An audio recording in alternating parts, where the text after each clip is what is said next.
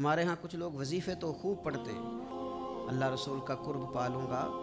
یاد رکھیے گا، اگر آپ نے وظائف خوب پڑھے ہیں، عبادات خوب کی ہیں، لیکن رزق کا خیال ہی نہیں کیا تو یہ تو رکاوٹ پیدا کر دے گا سارے معاملات کے اندر، آپ تو آگے بڑھ ہی نہیں سکیں گے۔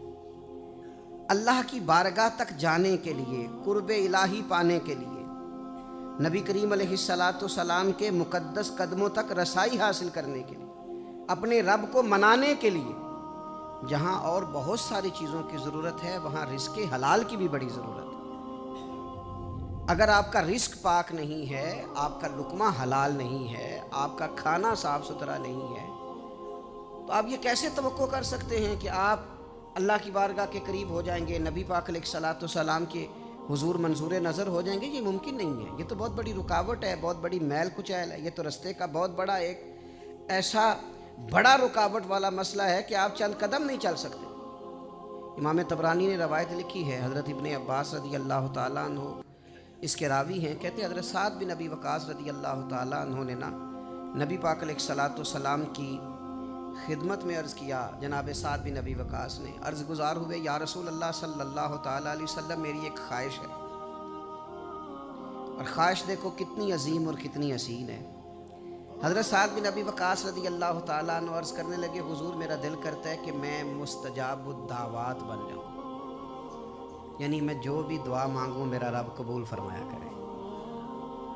اس کو سمجھیے گا ذرا، یا رسول اللہ صلی اللہ تعالیٰ علیہ وسلم، دل کرتا ہے کہ جو عرض میں اپنے کریم کے حضور عرض کروں میرا مالک رحمت کر دے اور میری اس گزارش کو اپنی بارگاہ میں قبول کر لے، یعنی میں مستجاب الدعوات بن جاؤں۔ یہ میری دعا آپ قبول فرما دیں، اور اس کے بعد تو پھر لاٹری نکل آئی نا، یعنی تجھ سے تجھی کو مانگ کے میں نے مانگ لی ساری کائنات۔ یا رسول اللہ صلی اللہ تعالیٰ علیہ وسلم، ایک نسخہ چاہتا ہوں کہ میں مستجاب الدعوات بن جاؤں، میری دعائیں قبول ہوں۔ تو جب آپ یہ بن گئے تو پھر آپ جو مانگیں گے پھر تو آپ کے لیے دروازہ کرم کھل گیا۔ تو حضور کچھ بتائیں کہ میں ایسا کیا کروں کہ مستجاب الدعوات بنوں۔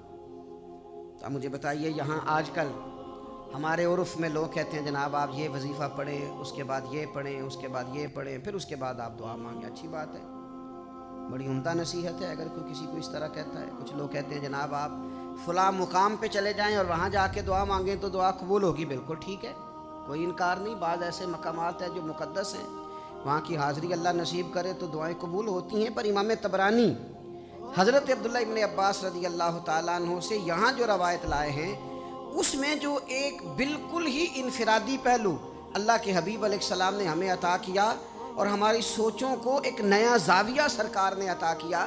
جناب سعد عرض گزار ہیں، حضور میں چاہتا ہوں میری جھولی اپنے رب کریم کے حضور جب بھی پھیلے مجھے گویا بھری ہوئی ملے، رحمت عطا ہو، کرم نصیب ہو۔ تو حضور نے وظیفہ بھی کوئی نہیں بتایا، چلہ بھی کوئی نہیں بتایا۔